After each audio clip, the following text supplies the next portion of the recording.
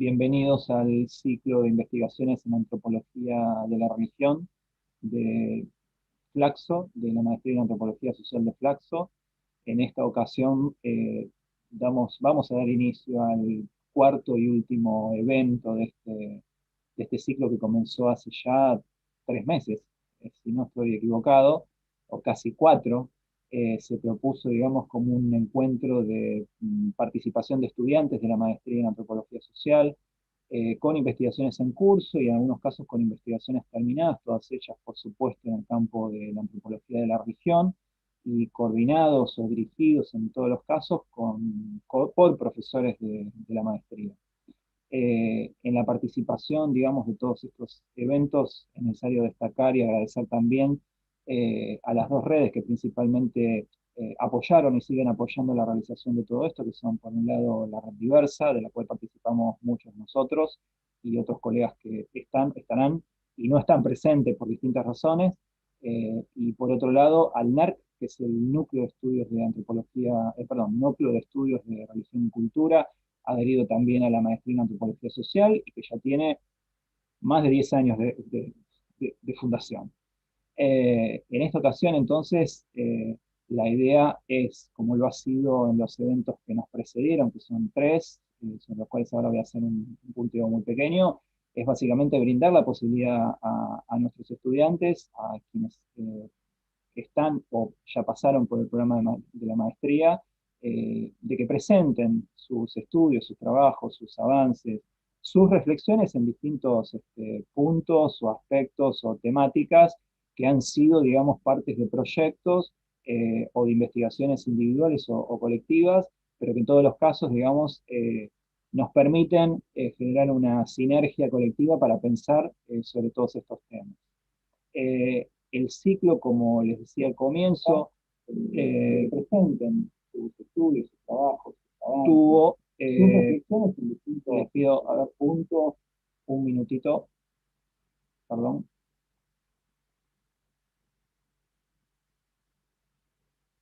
Ahora sí. Les decía que el ciclo tuvo 3 eventos previos que fueron en principio, digamos, el primero de ellos, el primer encuentro a cargo del doctor César Seriani, la religión como práctica estética. En el segundo caso, el segundo encuentro, los rituales, la alimentación y la vida cotidiana, que estuvo a cargo de Pablo Wright. En este caso con los comentarios de la doctora Ana Olmos, en el primer caso con los comentarios a cargo del doctor Rodolfo Puglisi, y el tercer encuentro, que fue el último, hace poco tiempo ya, el 14 de junio, estuvo a cargo del doctor Nicolás Biotti, con los comentarios del doctor Alejandro Frigerio. En esta ocasión, el cuarto encuentro, titulado Cristianismos en Acción, Estado, Política y Etnicidad, bueno, estará coordinado por mí esta vez y contaremos con los comentarios de la doctora Agustina Altman, aquí presente. Quienes van a exponer en esta ocasión son 2 queridísimos estudiantes de la casa, que son, por un lado, Raúl González, un trabajo cuyo título es La misión católica de los hermanos maristas entre los huichís de Nueva Pompeya, Chaco, y en segundo lugar, otra querida estudiante del programa, que es Florencia Hidalgo, con el trabajo titulado El movimiento evangélico y el peronismo durante los años de la proscripción, una relación oculta. Bien, de estos 2 trabajos, lo que en principio lo que habría que señalar, que son 2 trabajos que están en curso, son 2 proyectos que están en esta etapa quizá, bueno, todas las etapas son ricas, es cierto, pero están en una etapa de formación de problematizaciones con un avance bastante importante, con lo cual ya tienen bastante bien pensado al menos una línea temática, un área de problematización bastante concreta que nos van a presentar ahora públicamente. Se trata de 2 casos que podemos decir que abrevan, obviamente, en experiencias del cristianismo, de los cristianismos en nuestro país, en distintos periodos históricos, pero que en ambos casos primordialmente exploran por un lado el catolicismo y por otro lado el mundo evangélico, ¿no? Les decía que se trata de 2 estudios que abrevan en experiencias de los cristianismos, en el sentido de que, por un caso, se detiene más bien en la experiencia misional, ¿no? un territorio que podríamos decir que ha cobrado mucho un protagonismo en los últimos años, quizá más en la última década, ¿no? Un trabajo, un campo, digamos, un área de problematización sobre la que se está investigando cada vez más, sobre la que conocemos poco verdaderamente, pero lo cierto es que afortunadamente están comenzando a aparecer y a surgir nuevos proyectos y trabajos acerca de cuál fue el rol de las distintas misiones, sean evangélicas o católicas, en el territorio nacional. Eh, por otro lado, el trabajo de Florencia Hidalgo, como veremos, abreva más en un periodo histórico concreto, que es el periodo de la proscripción peronista, entre el 55 y el 70 aproximadamente, es el periodo histórico que ella toma, pero que también está todavía en afinamiento. Es un trabajo básicamente de fuentes. En ambos casos se trata de enfoques etnográficos. En este último caso también está o estará complementado con entrevistas y con historias orales. Y está preocupado básicamente por comprender cuáles eran las relaciones entre ese peronismo proscripto y el mundo evangélico.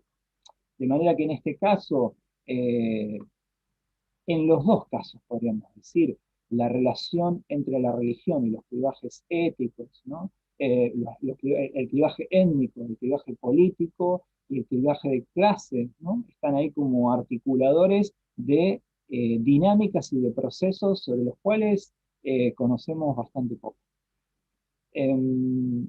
Dicho eso entonces,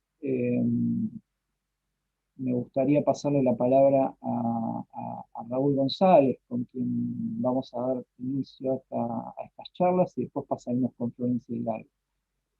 Cada uno de ellos dispondrá de unos 20-25 minutos para presentar sus trabajos, luego de lo cual pasaremos a comentarios o preguntas de quienes quieran formular.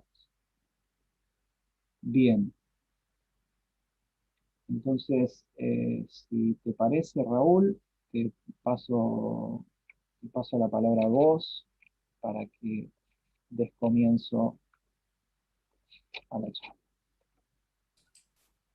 Bien, muchas gracias, Gustavo. Buenas tardes a todos y todas. Me avisan si en algún momento no se escucha o algo así, pues mi conexión es bastante inestable, así que si en algún momento se escucha medio entrecortado o algo, apago la cámara, entonces por ahí fluye mejor. Voy a compartir pantalla ahora para la presentación.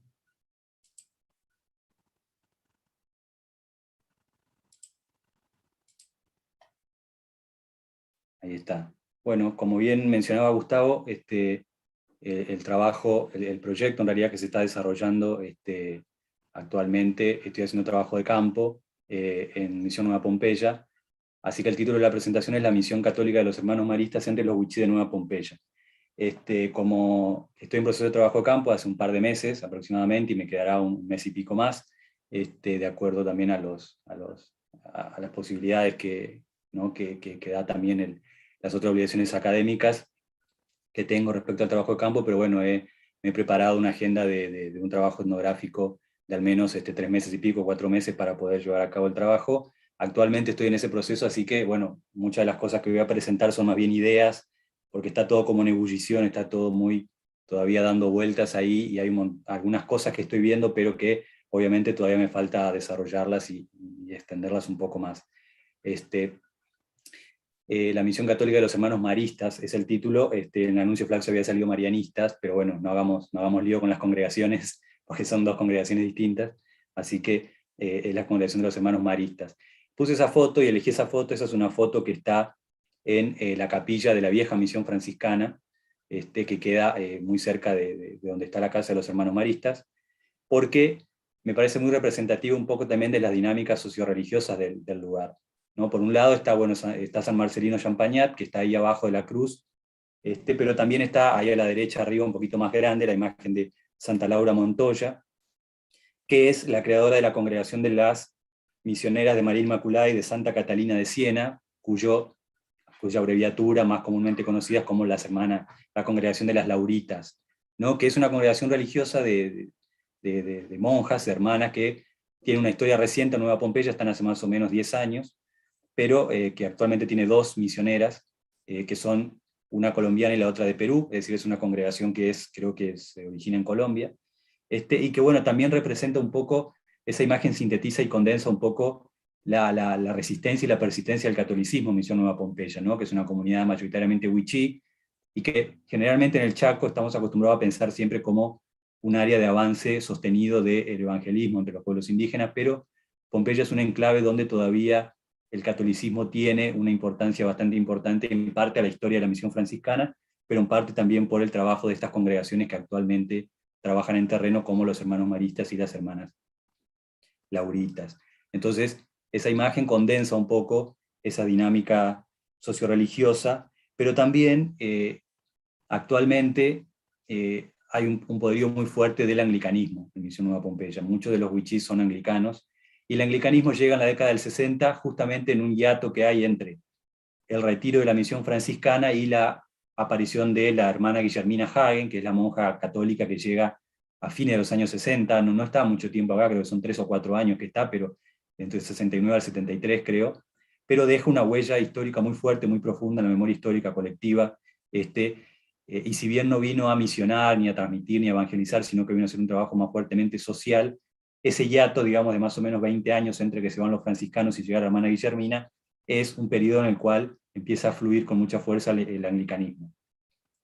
Esto estrictamente lo que es la dinámica de la apropiación de los wichí del Evangelio no es mi tema de tesis, pero de alguna manera lo pongo al comienzo porque me ha servido a mí como para ir entrando en este contexto socio-religioso general, para tratar de entender también en ese contexto el trabajo que hacen los hermanos maristas, ¿no? Entonces,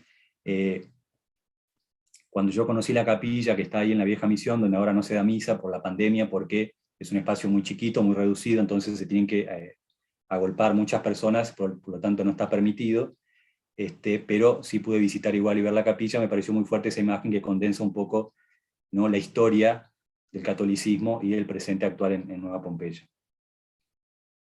Bueno, en cuanto a los trabajos previos, los voy a mencionar nada más rápidamente. Bueno, el más conocido, no sé si el más conocido, pero el que tiene más historia y que es de alguna manera el que condensa un trabajo etnográfico de muchos años en Misión Nueva Pompeya, es el de Dazo, de la máscara cultural, ¿no es cierto?, que trabajó con los wichís entre la década del 80 y principio de la década del 90, y que ese libro, que es el resultado de la tesis doctoral de Cristina Dazo, muestra también, ¿no?, todo el proceso histórico de la misión, pero también lo que en ese momento era un proceso todavía incipiente de apropiación del evangelismo. También, bueno, está el libro de Franceschi Dazo del año 2010, que trabaja sobre todo también el tema de la escritura y las memorias orales. También los trabajos de Franceschi 2020-2021, que son más recientes, que ya tienen que ver directamente con Nueva Pompeya también, pensado más en torno a historias de vida, trayectorias personales, sobre todo de mujeres. En algunos casos algunas de esas mujeres son religiosas o pastoras anglicanas, y también lo que tiene que ver con la monja Guillermina también, en torno a las memorias históricas respecto al trabajo en la cooperativa que montó la monja Guillermina. Los trabajos de Contini son 2 artículos que yo cité, que tienen más que ver con, ahí sí, con el proceso de pentecostalización y la apropiación de los wichís, sobre todo de lo que tiene que ver con la conversión al Evangelio.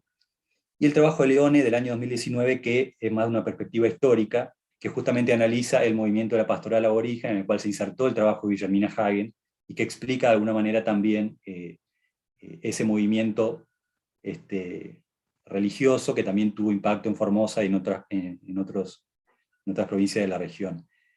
Pero sobre todo lo de la monja Guillermina la menciono porque es muy importante también, ya que la misión de los hermanos maristas de alguna manera reclama una cierta continuidad en ese trabajo que hizo Guillermina, de alguna manera, porque, ahora lo voy a mostrar un poco más, pero tanto en los lugares como en el paradigma, digamos, de intervención misional y religiosa, digamos, es un modelo que los hermanos maristas reclaman y que dicen, bueno, este modelo de acción social de la monja Guillermina es algo que nosotros queremos recuperar.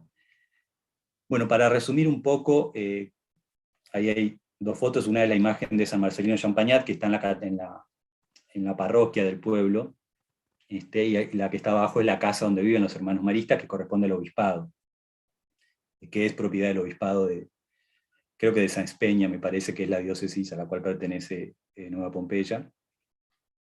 Bueno, San Marcelino Champagnat fue el fundador de la orden, digamos, de la congregación. inspirado en la figura de María, sobre todo con un fervor por la educación de los jóvenes, sobre todo, principalmente, digamos, uno de los lemas centrales que tienen los hermanos maristas es el de la educación y la educación de los jóvenes, por supuesto con una mirada cristiana y una mirada orientada al Evangelio, desde el cristianismo, pero sobre todo también desde los más necesitados. Vamos a ver que eso tiene mucho que ver también con la región donde se ubica los procesos misionales maristas, ¿no? Porque también los maristas también tienen colegios que educan a la clase alta o la clase media alta, no tanto en Rosario como en Buenos Aires. Entonces, en esta región del país, el trabajo de los hermanos sí tiene que ver más que ver con población periférica, con la alteridad, si se quiere decirlo así, pero no necesariamente en otros espacios donde también misionan los maristas. La congregación inicia el 2 de enero de 1817, ¿no? Con lo que se llama el Instituto de los Hermanitos de María, ¿no? Y la congregación nace básicamente por la idea de un sacerdote que no era Marcelino Champagnat, que quería fundar la orden de los sacerdotes maristas, ¿no? Como existía la orden de los sacerdotes jesuitas, lo que quería fundar este sacerdote era la de los sacerdotes maristas. Pero Marcelino Champagnat se abocó a fundar la orden de los Hermanitos de María, entendiendo que era necesaria no solamente la acción sacerdotal, sino la acción de hermanos religiosos que se incorporaran a la labor misional, que no necesariamente fueran o tuvieran vocación de sacerdotes. Y bueno, San Marcelino Champagnat fue canonizado en 1999 por el Papa Juan Pablo II. Eso para historizar un poco cuál es el origen de la congregación. Ahora bien, en torno a lo que estoy viendo yo, a los datos, digamos, del trabajo etnográfico, de lo que estoy viendo hasta ahora, que básicamente estoy haciendo observación participante, algunas entrevistas también en profundidad, estoy recurriendo más a entrevistas que son entrevistas muy abiertas, es decir, no son entrevistas con preguntas ni con tópicos, sino que son más bien abrirlas para que los entrevistados cuenten un poco sus trayectorias y sus experiencias previas, su historia de vida y cómo llegan a la congregación, por lo que voy a decir más adelante que la idea de comunidad tiene mucho que ver con trayectorias muy individuales, es decir, no hay una idea de comunidad sólida, digamos, con una cohesiva, sino que tiene que ver mucho con trayectorias individuales. Entonces, uno de los grandes ejes que yo veo de lo que estoy viendo en el campo, ahí está puesto como si estuviera muy cerrado, pero en realidad son ideas que tengo en la cabeza y las estoy trabajando un poco, es el de la corporalidad, porque la idea del trabajo que hacen los hermanos, el trabajo corporal, el trabajo físico, actualmente en esa casa que yo mostraba previamente en la filmina anterior, en esa casa viven 3 hermanos, actualmente nada más, es decir, hay nada más que 3 hermanos, hubo épocas en las que hubo incluso menos, hubo 2, hubo otras épocas en las que hubo más, pero nunca hubo más de 4 o 5, es decir, son muy poquitos los hermanos que están, pero por supuesto la comunidad se nutre también del aporte de muchos laicos, entre ellos algunos que son miembros del pueblo huichí. Pero este eje es uno de los importantes, porque ahí yo puse solamente algunas citas de lo que tengo en mis registros, en el diario de campo, que surge también en algunas entrevistas, que es esto de los hermanos trabajan mucho, yo no sé de qué están hechos los hermanos, dice Carlos, es un animal de trabajo, es uno de los hermanos, obviamente el nombre es un nombre ficticio, ellos son de hacer, son pura acción, ¿no? Entonces ahí yo veo que hay algo que tiene que ver con, bueno, esto lo sabe muy bien César, Agus, Pablo, todos los que han trabajado estudios antropológicos en comunidades indígenas, entienden que esta visión de la corporalidad, ¿no? esta cuestión pendular respecto a que el pasado es un pasado de carencia ontológica, espiritual, porque no estaba el Evangelio, porque no estaba la religión, pero también de preponderancia de lo que era la salud física, ¿no? La salud y la fortaleza física que está en el pasado y que ya no está en el presente. Pero sobre todo que es muy valorado por los indígenas. Los indígenas valoran mucho esta cosa de la fuerza corporal y la fuerza física, ¿no? La resistencia física. De hecho, en el trabajo de campo, incluso en la inserción etnográfica, es mucho más loable para cuando vos llegás a una casa a través de pedaleando, por ejemplo, en bicicleta, como hago yo acá, o caminando, y no si llegas tanto en camioneta, ¿no? Porque es mucho más admirable no hacer grandes trayectos a través de la energía física que a través de un medio de locomoción, ya como es un automóvil o una motocicleta. Y Pompeya tiene esa característica particular respecto a la complejidad del trabajo etnográfico, porque la disposición geográfica que tiene Pompeya es el pueblo en el centro y los parajes alrededor. Y los parajes están a 2 o 3 kilómetros de distancia. Entonces, para moverse por los parajes, que es donde mayoritariamente vive la población wichí, hay que recurrir a algún medio de movilidad, en este caso una bicicleta, para para poder llegar a esos lugares, porque si no, el físico, obviamente, si todos los días tenés que caminar varios kilómetros y de vuelta es imposible. Pero lo que quiero decir con esto también es que el trabajo misional de los hermanos maristas también tiene esta complejidad respecto a lo que tiene que ver por la circulación por los distintos parajes. Pero esta idea de la cuestión de la corporalidad aparece mucho, y aparece mucho en las entrevistas, aparece mucho en las impresiones de los propios indígenas respecto a cómo el trabajo de los hermanos forma parte de esta energía corporal que imprimen a su trabajo. Entonces eso es algo que es un eje que lo tengo presente, que todavía, como ven, no hay citas bibliográficas, porque lo estoy pensando más que nada desde los datos etnográficos, pero todavía no tengo redondeado qué bibliografía o qué marco teórico me puede servir para pensar esto, ¿no? Como ustedes saben, el proceso etnográfico es inductivo, es decir, es desde los datos y después pensar la teoría, pero primero ver qué es lo que ocurre en el terreno. El otro eje que lo vengo pensando es lo que tiene que ver con el espacio religioso, ¿no? Y el estar, que lo puse ahí. Bueno, no sé si está Pablo Wright, el señor Pablo Wright en la audiencia, pero lo escuchará después. En su libro Ser en el sueño, él escribió la importancia de el estar, ¿no? En las comunidades indígenas, ¿no? El verbo estar. De hecho, incluso lingüísticamente, si uno piensa en los verbos, las lenguas indígenas chaqueñas en general no tienen el verbo ser, pero sí tienen el verbo estar. Es decir, bueno, el inglés, por ejemplo, tiene el chubí, que se usa tanto para ser como para estar, el español tiene los dos, pero las lenguas indígenas en general tienen estar. Eso de alguna manera muestra lo importante que es para las comunidades indígenas la cuestión del espacio, la espacialidad, de ocupar un espacio, del estar más que del ser, ¿no? Más que esa cuestión cronológica, la cuestión de ocupar un espacio. Y eso voy a explicar un poco más adelante en qué sentido incluyo el estar. Pero lo que tiene que ver con el espacio religioso propiamente dicho, ahí hay 3 fotos que no son espacios religiosos prototípicos, y ahí, cuando yo incluí esas fotos, estaba pensando un poco también en lo que siempre nos advierte Alejandro Frigerio, por ejemplo, respecto a no cometer el error de pensar lo religioso solamente en los espacios institucionalizados.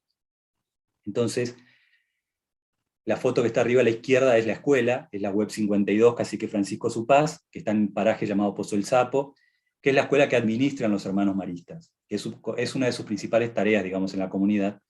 Es una escuela pública de gestión privada, es decir, la escuela es pública, pero la gestión es privada, es decir, los docentes cobran el sueldo a través del Estado provincial, pero toda esa administración de fondos la hacen los hermanos maristas, ¿no? Y es administración privada. Y la escuela es de modalidad bilingüe, bilingüe intercultural, es la única escuela de modalidad bilingüe intercultural que hay en la localidad, porque las otras escuelas no tienen modalidad bilingüe intercultural, incluso tiene directores wichís, tanto el director de la escuela primera como secundaria son wichís. Y ahí aparece en esa foto de la escuela secundaria, al lado de la secretaría, la imagen emblemática, digamos, de la congregación marista, que es la advocación mariana de la Buena Madre, que es esa imagen de la Virgen María que tiene al bebé en brazos y el bebé está poniéndose un dedo en la boca. Aparece, ahí está, en la escuela, en la secretaría. Esta bandera que dice acá Champañat está en el SEC, que es el Centro Educativo Comunitario, que está en el pueblo, no está en el paraje, sino que está en el pueblo. Esta imagen de acá abajo también, que dice Educar a la manera de María. Son espacios que están marcados de alguna manera. En ese lugar el SEC, por eso ahí retomo lo que decía respecto a la monja Guillermina, es el lugar de la vieja cooperativa de Guillermina. Ahí se instaló un centro educativo comunitario, donde miembros laicos de la comunidad marista administran una carpintería que está dedicada al trabajo social con jóvenes, sobre todo jóvenes que han dejado la escuela o jóvenes que tienen consumos problemáticos. Y también ahí, además de la carpintería, funciona una especie de centro comunitario donde también los miembros de la comunidad wichí van a reunirse respecto a distintos temas. Entonces, en ese espacio vemos que aparecen también marcas religiosas donde aparece San Marcelino Champañat, sobre todo, y lemas que refieren a la Virgen María. Y aquí también, la última imagen, sobre todo debajo a la derecha, es la radio. Hay una radio que montaron los hermanos maristas el año pasado con el tema de la pandemia, como no había presencialidad en las escuelas. Montaron una radio, a través de esa radio los docentes de la escuela, también los docentes wichí, los docentes indígenas, iban armaron programas de radio en los cuales transmitían contenidos pedagógicos. Entonces los chicos en los parajes podían escuchar los programas de radio de alguna manera a los cuadernillos que imprimían, porque ustedes saben, en la obviamente en las ciudades, donde las conexiones a internet funcionan medianamente bien, funcionan las clases virtuales, pero acá en los parajes es muy difícil, la gente no tiene internet, casi que no tiene computadoras, con suerte si tiene electricidad, entonces era imposible, ante la falta de presencialidad, establecer un sistema virtual. Entonces lo que hacían es imprimirle cuadernillos, les daban a los chicos los cuadernillos, y después con el programa de radio de alguna manera desarrollaban los contenidos que ellos tenían en el cuadernillo. Y ahí, en esa foto, esa es una pared de la radio donde aparece también San Marcelino de Champagnat, marcando también el espacio ahí. Entonces me parecían a mí que esos espacios, que muestran de alguna manera la aparición de lo religioso, porque si bien la misión de los hermanos hoy no tiene digamos, no está pensada principalmente para la evangelización, porque eso es importante también decirlo, hubo dos paradigmas, digamos. Los hermanos maristas llegan en 1979, y durante la primera etapa de la misión, hasta los años 90 podríamos decir, el paradigma era trabajar más con la comunidad criolla, administraban una escuela que está acá en el centro, que ahora le quedó el nombre de San Marcelino de Champagnat nada más, pero ya no tiene nada que ver con los maristas. Y esto lo dicen los propios hermanos que están hoy también, y muchos miembros de la comunidad, la mirada era todavía civilizatoria, no era como transformar al wichí, civilizarlo, que no hable wichí, que se convierta al cristianismo y que sea alguien que deje la vida indígena, que deje ese idioma del demonio, etc. Pero en los años 90 hay como un quiebre, hay un cambio de paradigma, que un poco viene impulsado también por la misma congregación, pero un poco también por el trabajo sostenido que venían trayendo los hermanos en la comunidad, que obviamente no son los mismos hermanos, porque los hermanos también van rotando. Y empieza a surgir un paradigma que tiene más que ver con el acompañamiento a la comunidad indígena, un proceso de empoderamiento, de asesoramiento en un montón de temáticas. Y también en 1992 es cuando surge la escuela Cacique Francisco Supaz, a partir de un pedido de la comunidad wichí, que obviamente no podían venir al pueblo. En los años 90 todavía no había tantas motos como hay hoy, y uno se asoma al pueblo y ve que circulan muchísimas motos. Entonces desde los parajes hacia el pueblo también vienen mucho en moto, pero cuando surge la escuela no. Entonces el pedido era: queremos una escuela en la comunidad wichí, ¿no? en el paraje. Y ahí los hermanos maristas fueron protagonistas directos creando y fundando esa escuela, y a medida que pasaron los años, le fueron cediendo también, y a medida que hubo docentes wichí preparados para asumir la dirección, fueron cediendo el espacio de dirección, aunque siguen gestionando, digamos, la escuela de ellos a partir de la dirección. Y también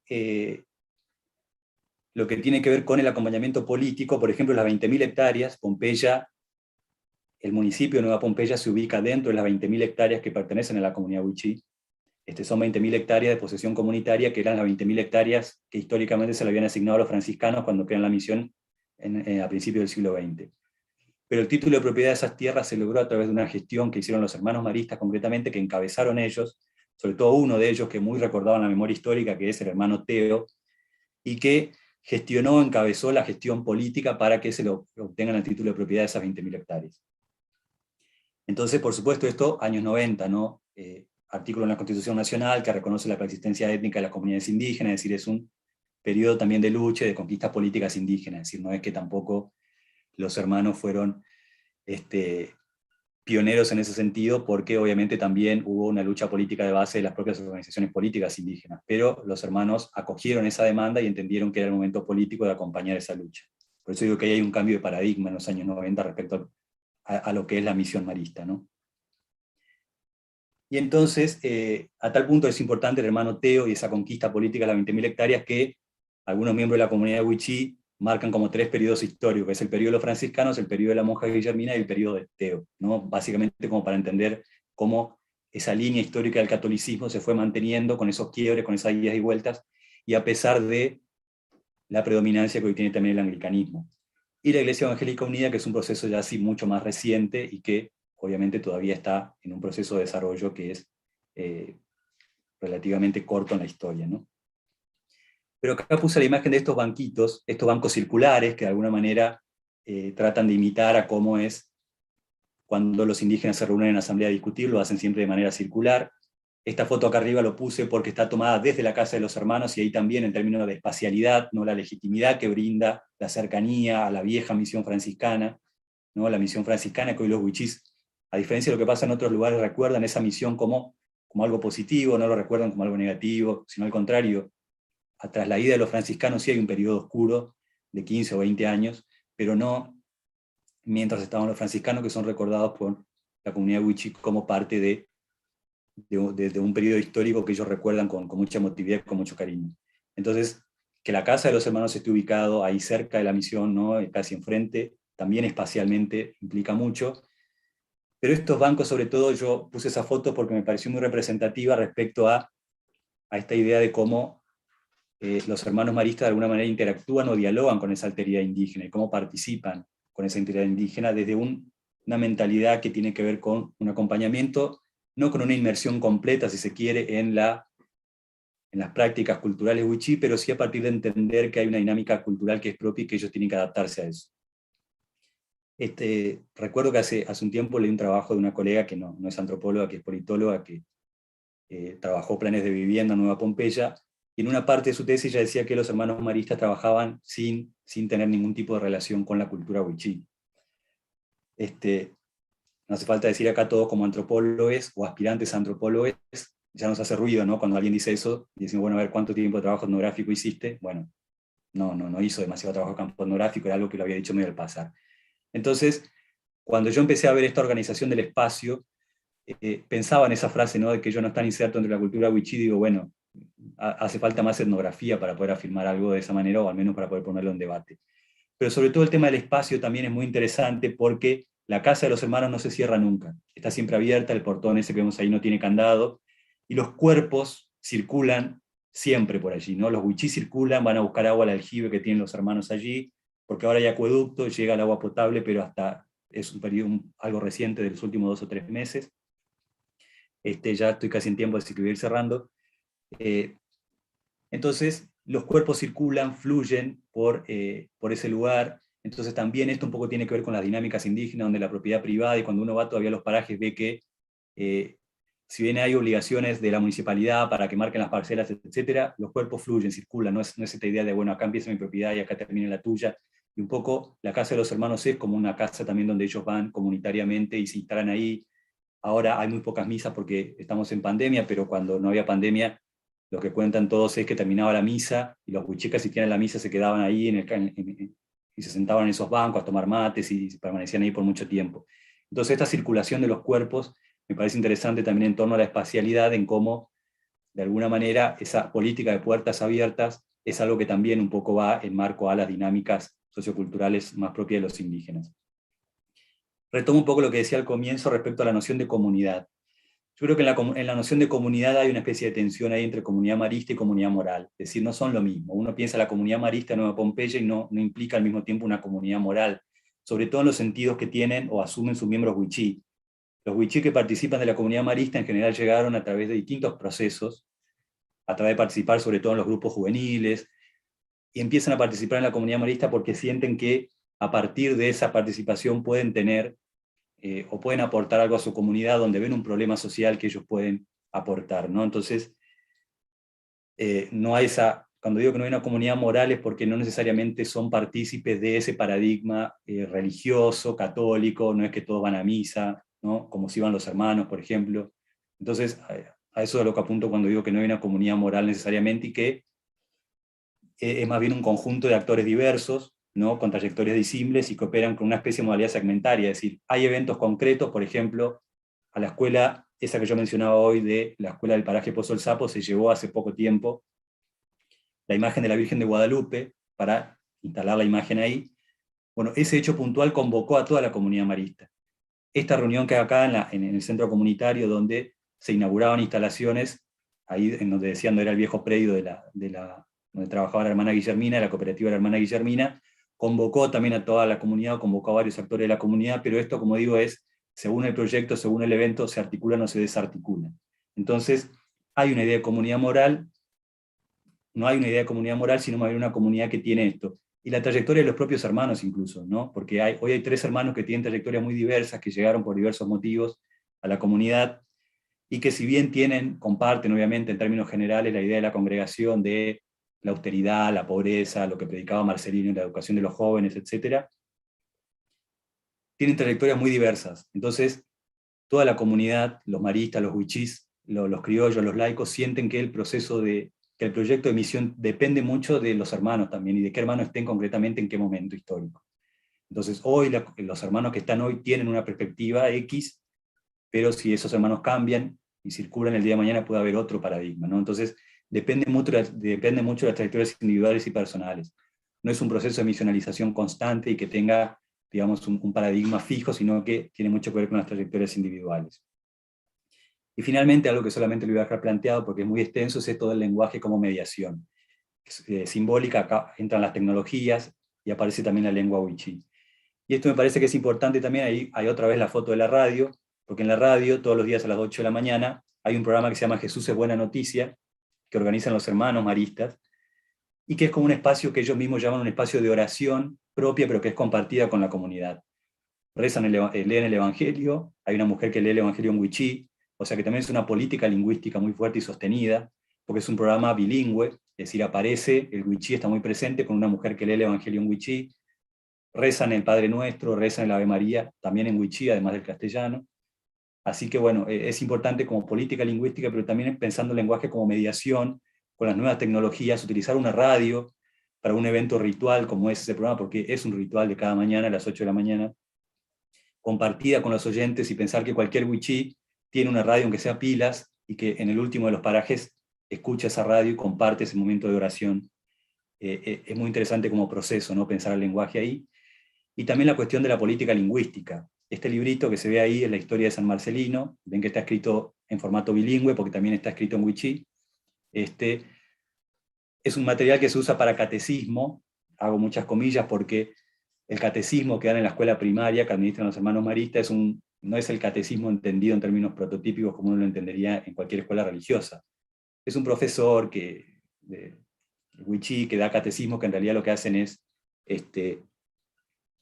una especie de reunión donde discuten distintos materiales y circulan, por ejemplo, este librito entre los niños wichí, pero una vez que pasan a la escuela secundaria tiene una materia que se llama espiritualidad indígena. Por lo tanto, no es un paradigma de catequesis, digamos. De hecho, los propios hermanos nos dicen muchas veces que la exigencia del obispado es dar catequesis. Entonces, de alguna manera hacen como que dan algo parecido a lo que es una catequesis, que en realidad no termina de ser del todo una catequesis.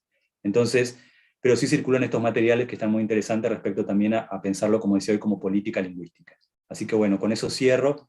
Esas son de alguna manera las cosas que me están haciendo ruido en la cabeza respecto al trabajo etnográfico y que quería compartirles un poco y también ver qué tipo de diálogo o punta puede surgir también de este encuentro. Así que bueno, nada más, muchas gracias. Desactivo el audio y dejo de compartir.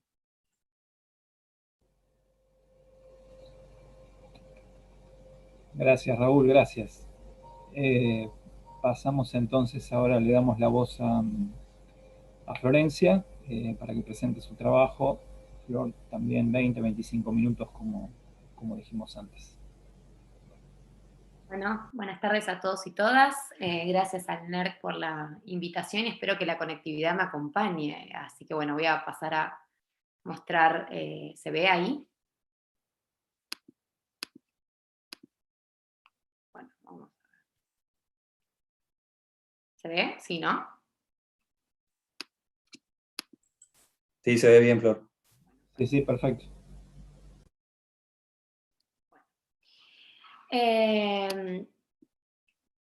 Bueno, dado que mi investigación se trata de una investigación que está en curso, que tuvo varias limitaciones por el contexto pandémico, tuvo que hacer unos giros, y que hay algunas cuestiones que también están en revisión, como le pasa a Raúl. Bueno, todavía no puedo mostrar los resultados de mi investigación, pero sí contarles un poco el recorrido que hice para delimitar el tema, identificar el problema, las preguntas de investigación, cuáles eran las aristas de análisis, y también contarles un poco el rumbo que tomó y el camino a seguir. Cuando decidí que mi línea de investigación iba a ser la relación entre el campo evangélico y el peronismo, antes de irme por el interés que siempre tengo, este interés primario por el pasado, dada mi formación en historia, decidí mirar un poco qué sucedía en el presente. Y bueno, existen numerosos casos que evidencian una relación estrecha entre algunos grupos evangélicos y el peronismo. De hecho, un caso que me parece emblemático es este que estamos viendo en la foto, es que en el marco del debate del aborto surgió una facción que se llama Frente Justicialista Cristiano, también conocido como Peronismo Celeste. Lo que me interesa acá resaltar es que cuando analicé algunas entrevistas que se le hicieron a los líderes del peronismo celeste, como también cuando hablé tímidamente con algunos evangélicos que se autoadscribían como peronistas y evangélicos, observé un dato en común, una constante referencia histórica a una temprana relación entre ambos movimientos desde la segunda presidencia de Perón. A ver, ahí está.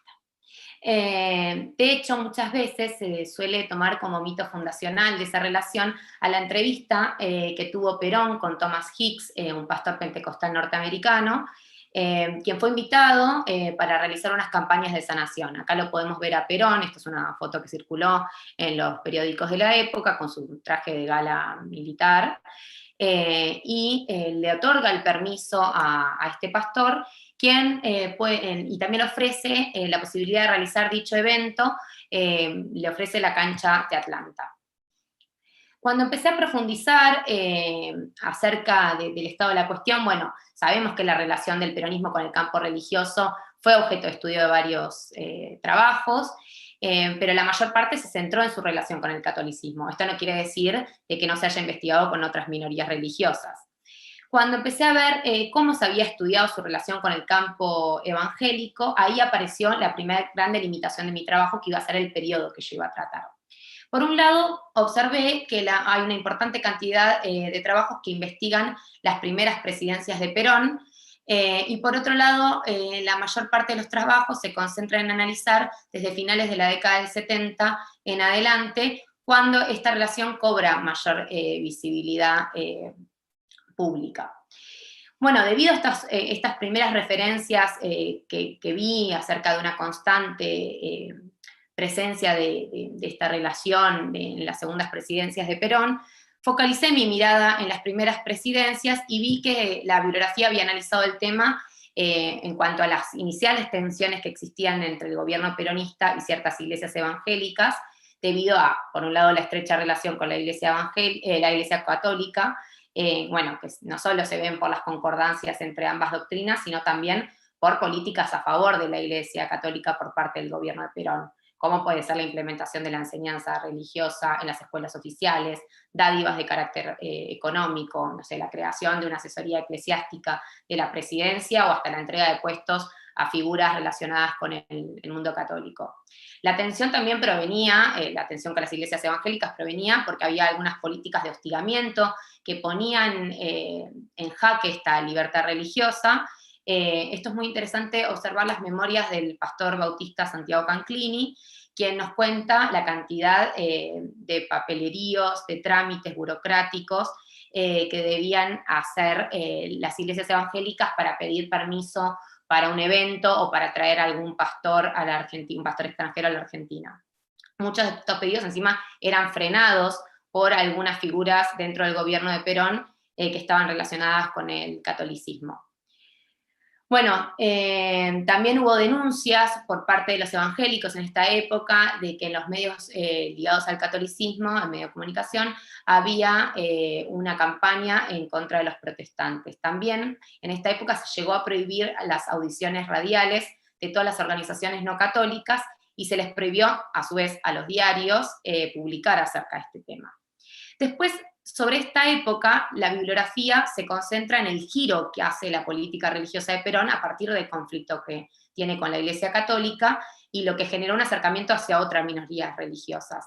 En ese momento es cuando Perón se entrevista con líderes de estas minorías religiosas y permite que se realicen eventos masivos en los cuales se pueda visibilizar el poder de convocatoria de otras minorías religiosas. Es en este momento que sucede lo de Thomas Hicks.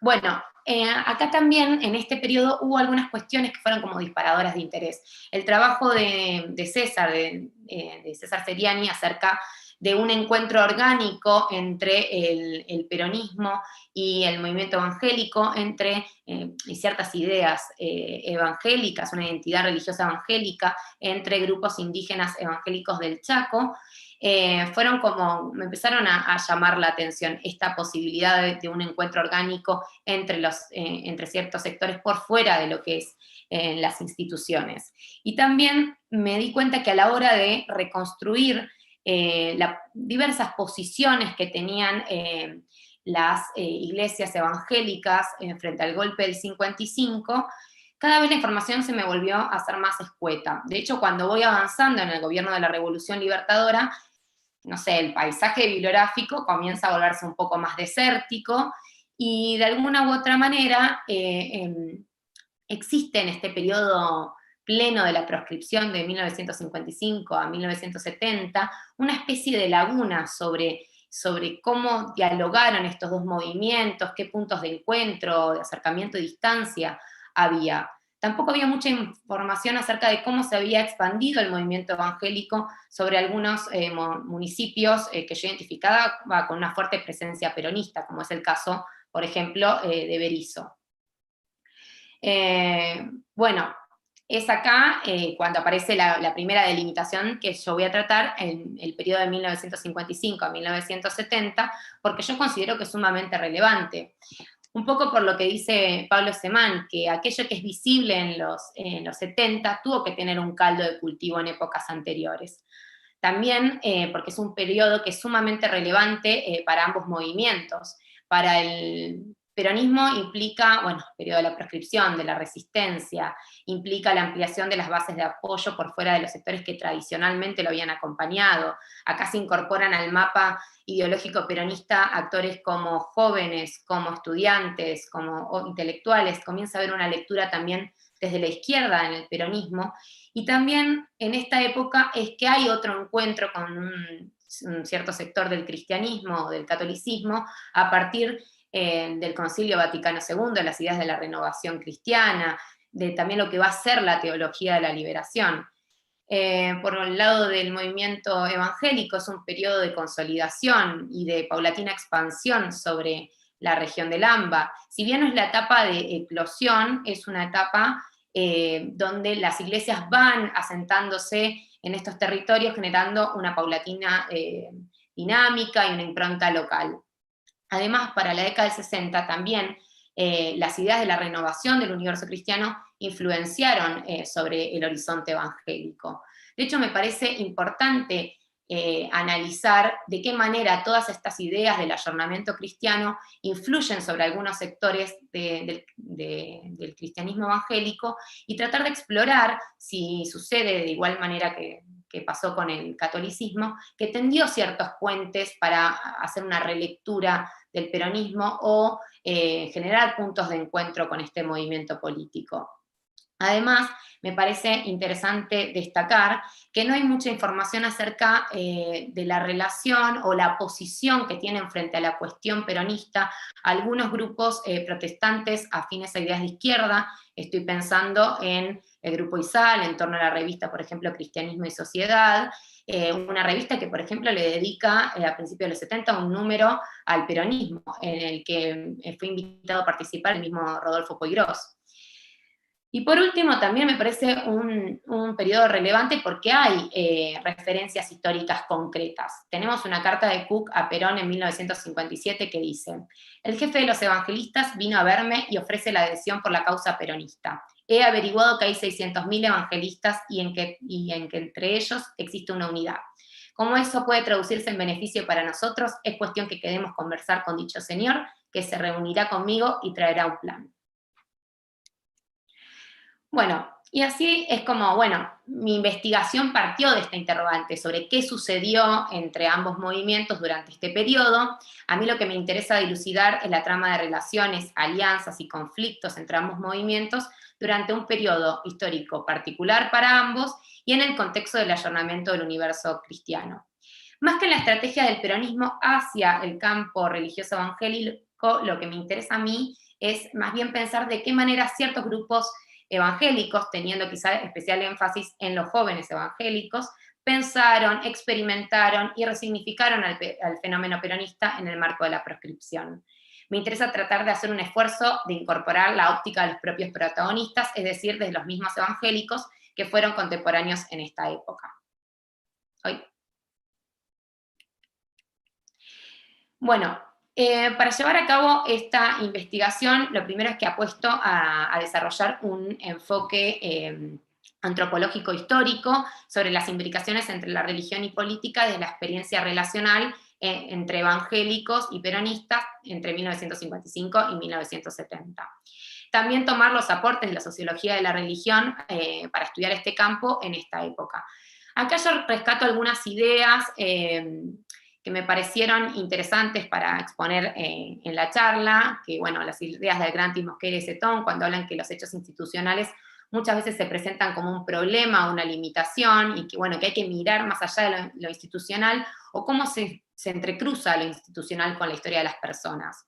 Un poco relacionado con esto están las ideas de Manimachi, Esquivel y Jiménez Belibó, quien dice que hay que pensar la diversidad interna de los campos religiosos y que hay que ahondar en la historia de vida de las personas, ya que estas historias y la narración de las mismas son cómo se construyen sus propios itinerarios religiosos, apropiándose de creencias de diversas procedencias.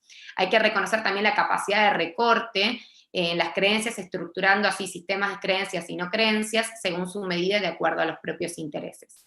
Y bueno, y la última idea que me parece interesante rescatar es que hay que pensar la experiencia cotidiana que generan estas organizaciones religiosas, como también la socialización, los espacios y los círculos de sociabilidad que generan las organizaciones religiosas.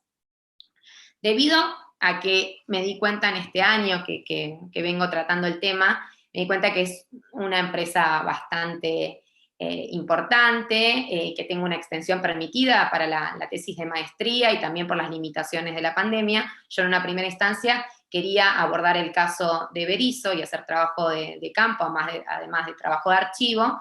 Bueno, por estas limitaciones y también porque consideré prioritario avanzar primero sobre otras cuestiones que se me fueron presentando a medida que yo iba avanzando, decidí dividir mi investigación en dos partes. Primero en una tesis de maestría, voy a abarcar las cuestiones que tienen que ver con cuestiones historiográficas, el mapa de posiciones institucionales frente a la cuestión peronista, la posición de este grupo ISAL frente al peronismo, y qué se trató cuál fue la posición de la juventud evangélica frente a la cuestión peronista, ¿no? Las diversas posiciones. Y en una instancia doctoral después lo veré a lo último. Bueno, ¿a qué llamo estas cuestiones historiográficas? Yo considero que a la hora de pensar la historia del peronismo con el campo religioso es inevitable tener presente cuestiones historiográficas y hacer una lectura a contrapelo del tema. Hay que tener en cuenta la influencia del catolicocentrismo, la producción académica y el tratamiento histórico que recibieron las minorías religiosas en Argentina. Al mismo tiempo, considero que hay que tener en cuenta cómo los mismos intelectuales protestantes han analizado el tema, estos intelectuales en torno al ICEDET principalmente. Por otro lado, hay que tener en cuenta la historiografía del peronismo y el campo religioso, la historiografía sobre el mismo periodo de la proscripción, la diferencia entre historiografía militante y académica, pensar o tratar de pensar si ese giro a la izquierda sobre la lectura del peronismo pudo haber tenido alguna influencia a la hora de analizar su relación con el campo religioso en esta época. Entre algunas preguntas que me hice es, bueno, ¿cómo se ha estudiado este tema en la historiografía protestante? ¿En qué medida ha influenciado en la investigación del tema el catolicocentrismo que existe en la academia y en la historiografía sobre la relación entre el peronismo y el campo religioso? ¿Cómo se ha estudiado el cristianismo social y la renovación cristiana de los 60 dentro de la órbita evangélica? Y bueno, las cuestiones que he hablado acerca de la historiografía peronista. Con respecto a el objetivo de realizar un mapeo de los actores evangélicos y las diversas posiciones frente a la cuestión peronista, me pareció interesante pensar, si estas posiciones se mantuvieron desde el 55 hasta 1970, y qué relación tiene la posición que pudieron llegar a tener con los diferentes contextos del periodo. O sea, dentro de este periodo tenemos contextos internos, no es lo mismo la Revolución Libertadora que la Revolución Argentina, ni el gobierno de Frondizi que el gobierno de Ilia. Y bueno, en este punto me pregunté cuáles eran las asociaciones, agrupaciones e instituciones más representativas en el universo evangélico para ese entonces, cuál fue la posición pública de las diferentes iglesias evangélicas frente a la cuestión peronista, de qué manera las puedo reconstruir, y pensar, cambiaron a lo largo de la década del 60, y de qué manera se relacionan estas mutaciones con los diferentes contextos que marcaron dicho periodo. Bueno, con respecto al Grupo ISAL, yo comenté acerca de esta revista que empezó a tomar importancia en mi investigación. El Grupo ISAL es una red transnacional latinoamericana que tiene vínculos con el Consejo Mundial de Iglesias en Ginebra.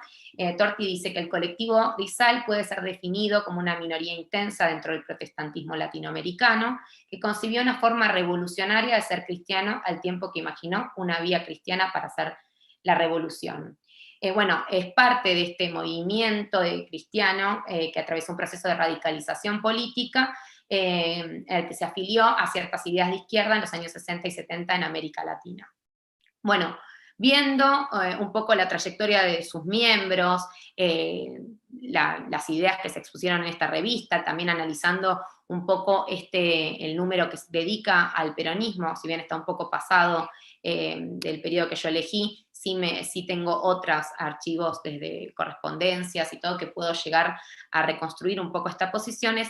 ¿Cuál era la visión sobre la política y su relación con la religión? ¿Qué ideas circulaban entre estos grupos sobre la renovación del mundo cristiano y cristianismo social? ¿Cómo fue el proceso de apropiación y de resignificación de estas ideas en el horizonte evangélico? Ver de qué manera estas ideas pudieron tender un puente con una lectura en clave social del peronismo, qué puntos de encuentro puedo hallar entre la postura política del Grupo ISAL y el peronismo, tratar de hallar si existen otras revistas donde se pueda observar una posición política y una lectura sobre el peronismo, atender la trayectoria de los miembros, analizar si tuvieron un punto de contactos con el peronismo, y bueno, y así llegué a la última cuestión, que sucedió hace poco y que tuve que hacer una decisión de delimitación, que es cuando empecé a analizar algunos miembros de ISAL, como también otros evangélicos que tienen una militancia política importante ya a principios de la década del 70, pero que bueno, tuvieron su juventud durante los 60, ¿no? Transcurrieron sus años de juventud durante los 60, empecé a ver que existían organizaciones en torno a los jóvenes, ¿no? Como MEC, FUMEC, ULAGE, la Unión Latinoamericana de Jóvenes Evangélicos. También había programas transnacionales para jóvenes evangélicos, y así la idea de los jóvenes comenzó a resonar en mi cabeza. Después, atendiendo a la memoria y a entrevistas de personajes que fueron jóvenes también durante los 60, comencé a ver un activismo por parte de los jóvenes, una importante actividad misionera, espacios de encuentro entre jóvenes evangélicos, una posición política frente al contexto, cierto compromiso social, y bueno, y también estamos dentro de un contexto sociocultural como son los 60, en donde los jóvenes comienzan a emerger como actores políticos.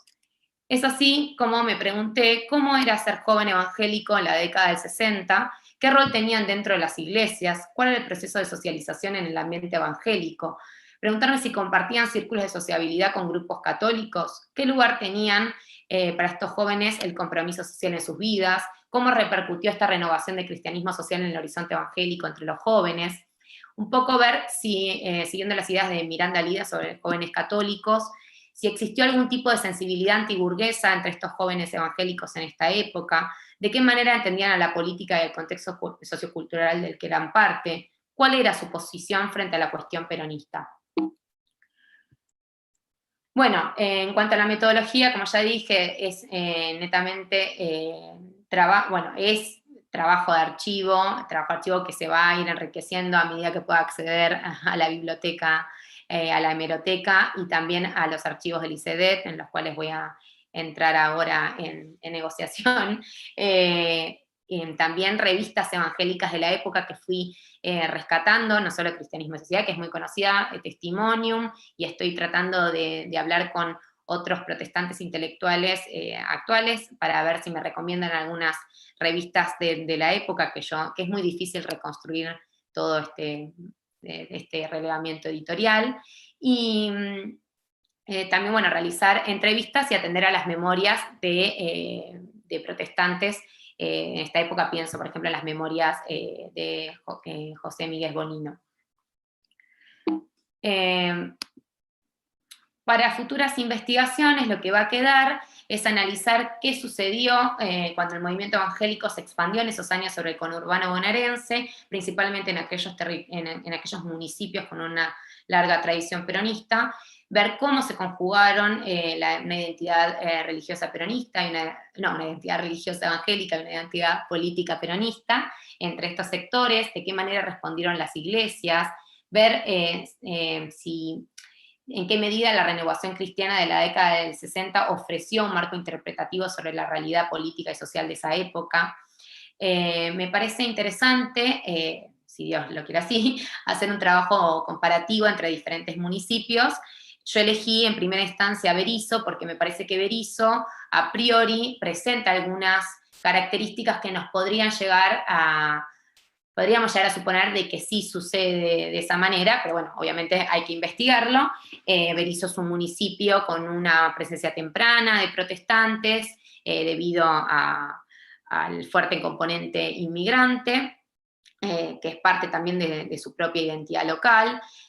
A su vez, Berisso tiene por sus fábricas y sus frigoríficos, tiene una larga tradición obrera y fue uno de los principales bastiones de la resistencia peronista en estos años de la proscripción, detonando una fuerte identidad y militancia política. Así que bueno, eso lo vamos a dejar para más adelante, pero como fue parte de la investigación de este año, no quería dejar de mostrárselos.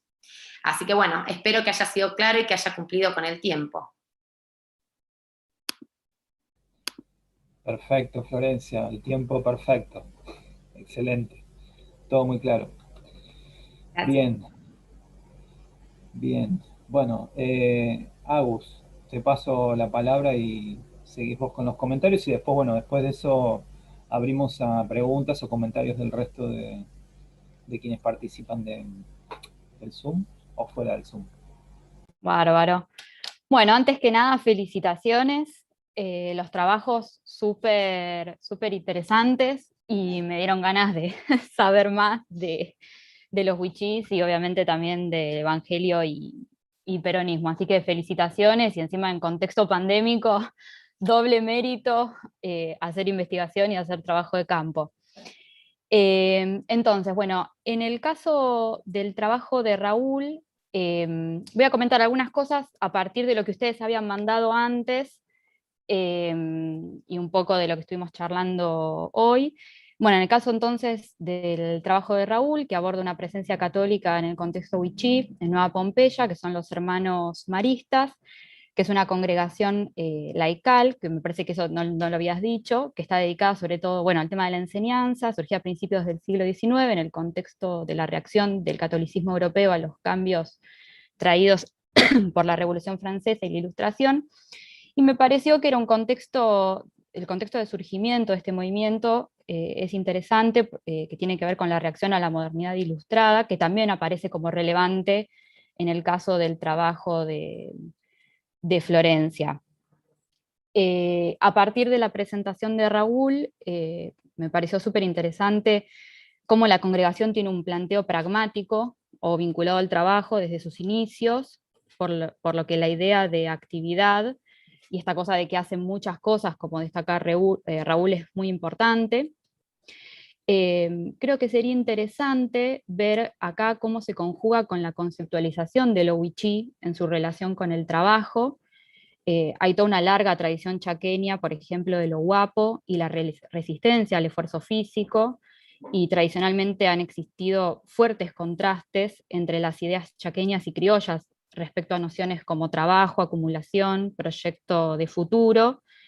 Creo que sería interesante, o que nos comentes, porque no sé si son cosas que estuviste indagando o para pensar a futuro, las similitudes y las diferencias, por ejemplo, esto del trabajo de los maristas y la idea de trabajo como santificación, que acá también se articula con la idea de acción social como trabajo por Dios.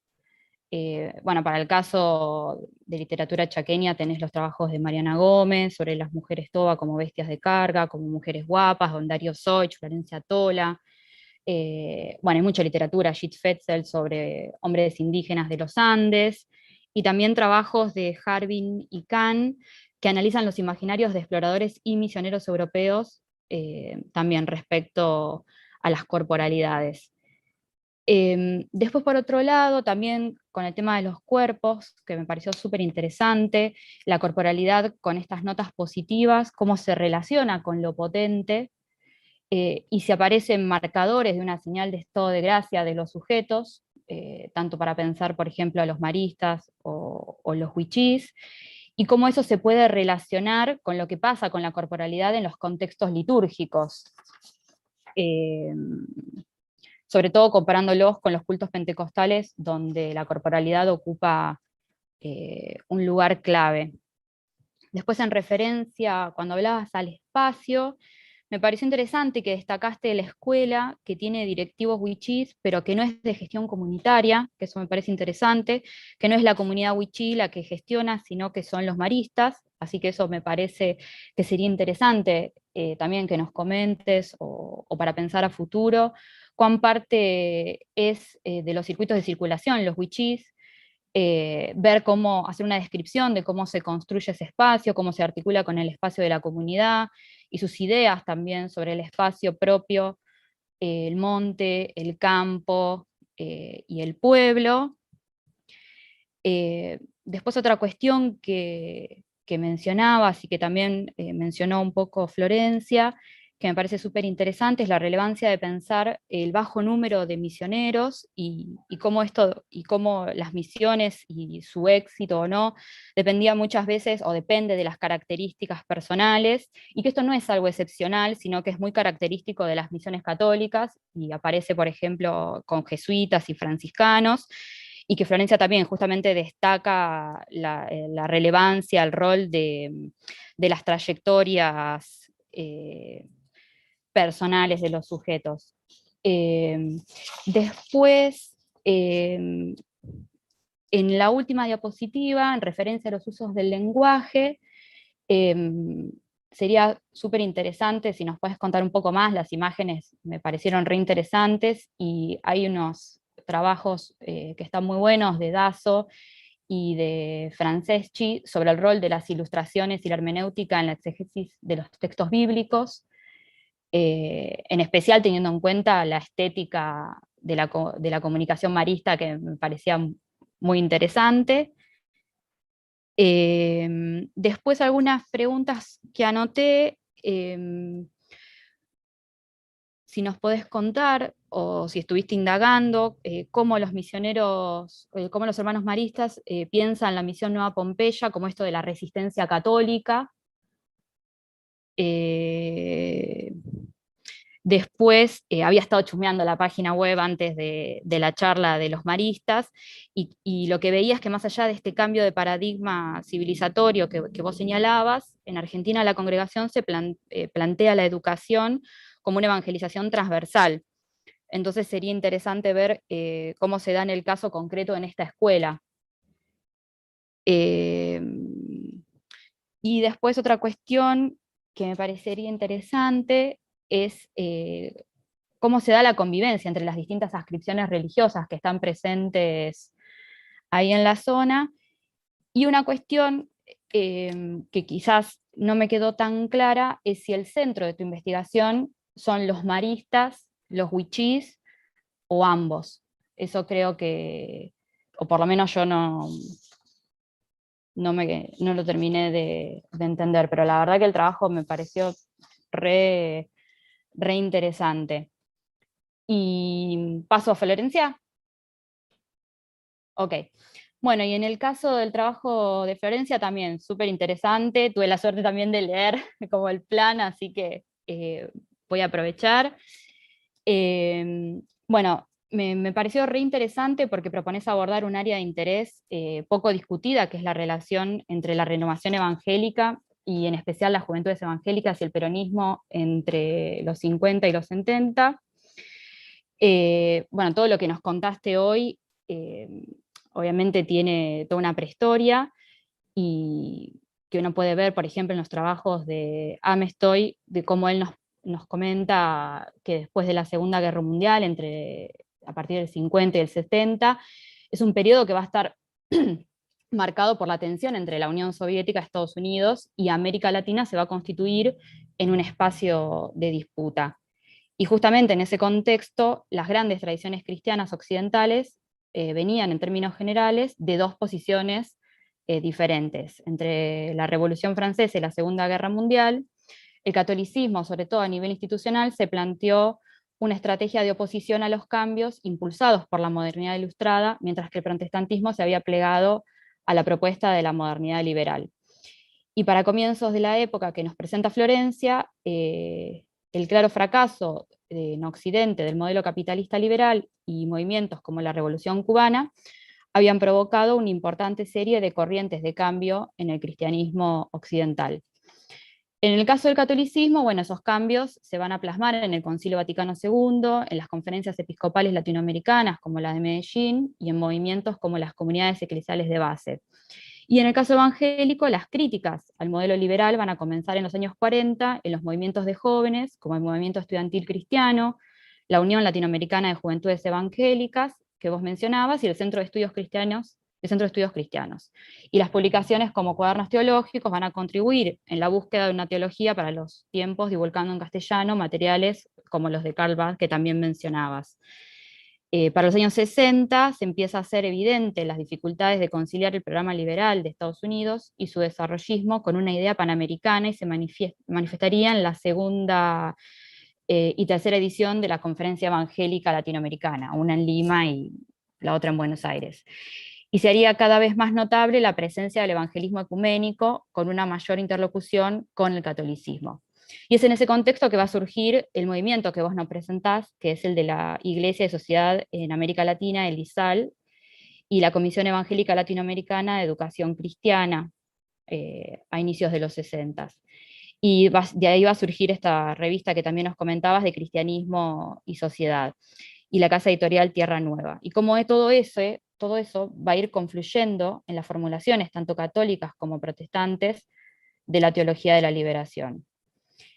En el caso del catolicismo ayornado, es algo que se estudió bastante, los vínculos con el peronismo y las cuestiones de pertenencia institucional e identidades en sectores católicos, progresistas y peronistas, pero en el caso de los movimientos de reforma evangélica, los vínculos con el peronismo están en buena parte para explorar, y eso la verdad es que lo que hace que tu trabajo sea tan interesante y que encuentre ahí un área de vacancia muy copada. Como comentarios o preguntas, o para que nos cuentes si estuviste pensando, quizás sería interesante que nos cuentes cómo vas a delimitar más concretamente los colectivos específicos a los que te vas a referir dentro del mundo evangélico, con qué criterios vas a seleccionar o seleccionaste estas agrupaciones que llamás como más representativas, qué instituciones y espacios concretos, qué iglesias, si vas a tener en cuenta la perspectiva de género cuando hablas de estos jóvenes, bueno, de clase. Y por otro lado, esto que mencionabas de pensando a futuro respecto a lo de Berisso, ¿cómo ves ese nuevo espacio de articulación que estás planteando entre evangélicos y peronistas en Berisso, y esto que nos estuviste contando hoy sobre los movimientos juveniles como el ISAL? Y nada, que sería interesante indagar las similitudes, diferencias y articulaciones entre estos movimientos juveniles y teológicos en su relación con el peronismo que estás mirando, como el ISAL, con las potenciales articulaciones evangélico-peronistas en contextos obreros que no necesariamente son lo mismo. Y pensar vínculos, ideas teológicas involucradas, relaciones institucionales. Y después, respecto a lo último que decías de la metodología, que supongo que lo conocés porque sos historiadora, que está la página web de Agira, que es el catálogo de revistas del Rabiniani, que se me ocurre que ahí hay muchas cosas que están online que quizás te pueda servir. Y después hay un trabajo de Alejandro López que salió en el libro de las misiones evangélicas, que él trata el caso de las misiones en el Chaco, en una zona de fronteras, y justamente también aborda estas cuestiones vinculadas a las complejidades y ambigüedades del peronismo en el Chaco, que me parece que quizás te pueda servir para pensarlo en nuestros contextos, porque también es ese periodo. Así que nada, felicitaciones y re interesante.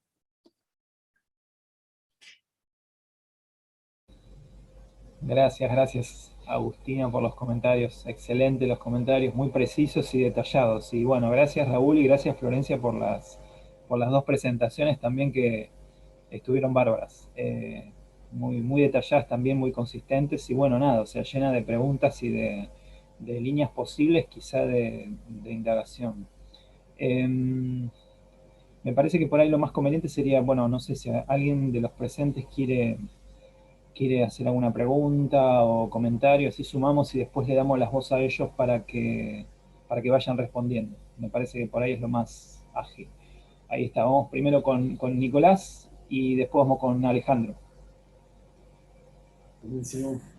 ¿Me escuchan bien? Tengo una heladera que hace ruido, por ahí se escucha un bzzz.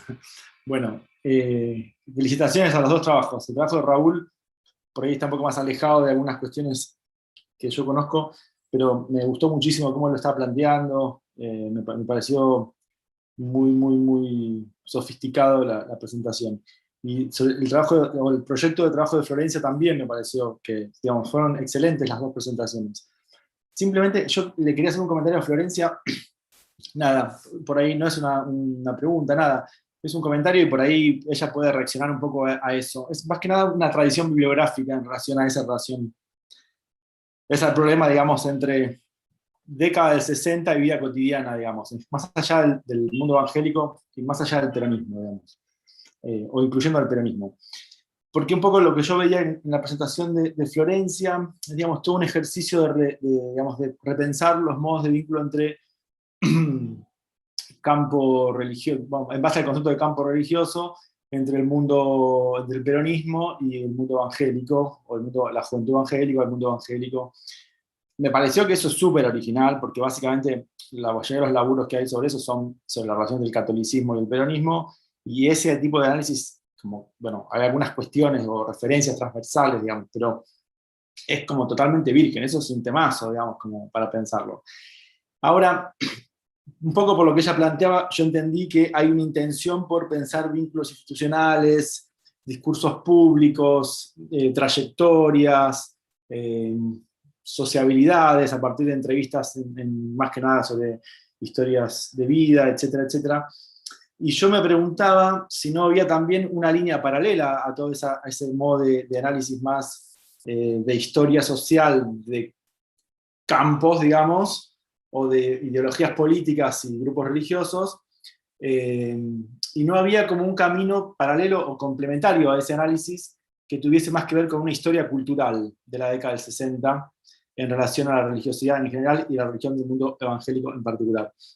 Y pensaba en toda esta literatura que voy a decir ahora, pero digo, seguramente Florencia conozca porque es historiadora y sabe más que nosotros esto, pero digo, Daniel James, ¿no? Los trabajos sobre historia cultural del peronismo, de resistencia e integración.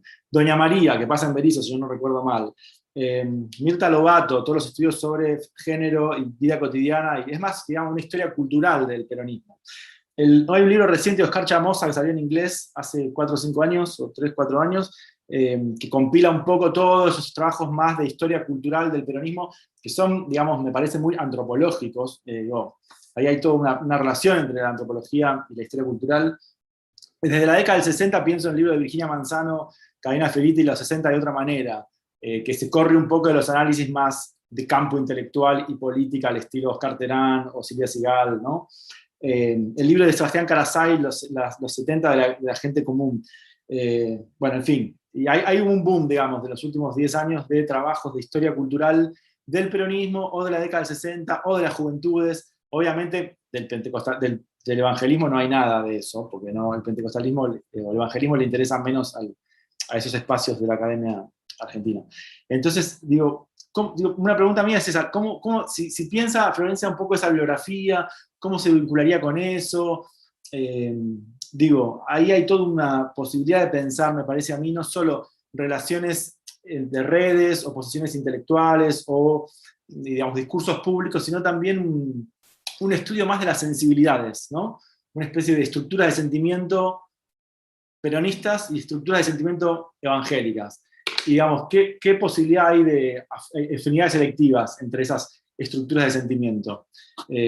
Nada, me parece interesantísimo lo que planteaba Florencia, pero como lo contaba un poco su proyecto, pensé un poco en esta idea digamos, si aparece un poco esa preocupación. Listo, gracias. Ale, si querés. Sí, bueno, felicitaciones a ambos, estuvieron muy interesantes las presentaciones. Yo voy a hacer una pregunta a Florencia porque, digamos, es el tema, estoy más cerca del tema de Florencia que el de Raúl. A mí me pareció sumamente interesante tu trabajo y ojalá que lo puedas llevar a cabo, pero digamos, tengo miedo con respecto a las fuentes posibles de datos, ¿no? Primero, yo te diría, guarda porque me parece que estás usando teoría sociológica con la cual no estoy en desacuerdo, pero me parece que está más dirigida a procesos actuales en los cuales vos podés hacer trabajo de campo o observar trayectorias que para estudiar el pasado, y especialmente este pasado. Porque digamos, ¿cuánta gente vas a poder entrevistar que haya sido joven en los 60s? Digo, ¿cuánta gente queda? Eso, digo, me parece que es un problema. Obvio, vos sos historiadora y probablemente tengas esto mejor pensado, pero me da un poco de miedo las fuentes que puedas encontrar. Cuando vos decís el ISAL, no conozco tampoco mucho el ISAL, pero me parece que deben ser más protestantes históricos probablemente, y digamos, si uno habla de evangélicos, realmente son todos grupos más desde abajo y de los cuales quedan siempre menos rastros, ¿no? Porque tenían menos revistas, las revistas que tenían probablemente no estén, o sea, probablemente sí haya más cosas que tengan que ver con un protestantismo histórico, pero entonces, bueno, ¿qué entendés por evangélico? Si evangélico es el protestantismo histórico o evangélico es lo que se entiende habitualmente que puede llegar a incluir el protestantismo histórico, pero que es todo un movimiento que lo trasciende en mucho, ¿no? Entonces, y aparte estudiar eso en Berisso, pregunto, ¿qué huellas puede quedar de los evangélicos en Berisso en la década del 60? Digo, si quedan pocas huellas a nivel, digamos, nacional de los evangélicos en la década del 60, o a lo mejor hay, pero todavía no fueron buscadas, ¿no? O sea, obviamente, una de las cosas que nos enseñó el estudio de temas invisibilizados es que siempre hay más datos de los que uno cree, ¿no? Eso, digamos, por suerte siempre sucede, pero me da un poquito de miedo eso, ¿no? De que vos digas, bueno, a ver, quiero estudiar este tema que está súper copado, de este grupo que es súper interesante, pero en Berisso en los 60. Digo, ¿qué información esperás? Digo, esto no es el catolicismo, que cualquiera encuentra revistas, libros, gente, ¿entendés? Digo, y esto lo debes saber, pero bueno, como hiciste una presentación corta, quisiera que te explayes un poquito más sobre las fuentes que esperás encontrar para llevar adelante este trabajo. Y digo, y no me digas, ahí voy a hacer entrevistas, porque digo, ¿cuántas entrevistas vas a poder hacer a cuántas personas que estuvieron en esa época militando? Digo, es una posibilidad, pero no creo que queden muchos. Nada, eso. Gracias, Ale. César, pregunta si querés vos y después les damos a ellos la palabra, si no juntamos tanta Sí, pregunta. no, yo estoy súper contento con todas las presentaciones de los chicos, que ya las conocía, porque bueno, estoy también acompañando ahí esos procesos de tesis, así que las conozco bien. Me encantaron los comentarios de Agustina, y por supuesto también las preguntas de Nicolás y la pregunta de Alejandro, especialmente hacia la posibilidad, ¿no? Real, fáctica, en el caso de la investigación de Florencia, que lo hemos conversado también, así que dejaré a ella que responda. No, había unas preguntas que sí tal vez sean importantes para comunicar, que estaban vía YouTube. Ana Lucía creo que las había recapturado, entonces podemos darle la palabra a Ana. Estás bien, estás perfecto, Ana. Perdón, perdón. Sí, las tengo acá anotadas, que son para Raúl, las dos preguntas. La primera de ella es de Fabiana, que dice, en la imagen que dice Champagnat hay un extraño texto notable por el contexto, que está escrito en árabe, y dice, bueno, hay algo escrito en árabe que soy incapaz de leer. Dice, ¿se conoce la razón de esta marca en este contexto? Esa sería una de las consultas, si tenés alguna información al respecto. Y la segunda es de Claudia Postiglione, que en primer lugar te felicita por la exposición, y después menciona que vos hablas del concepto de acompañamiento, dice sobre este cambio de paradigma mencionado. ¿Se puede explayar un poco más? ¿Se puede enmarcar dentro del respeto a la dinámica propia de la comunidad estas clases de catequesis de creencias originarias? Así que en el caso de YouTube están las dos preguntas dirigidas acá a Raúl, así que lo escuchamos.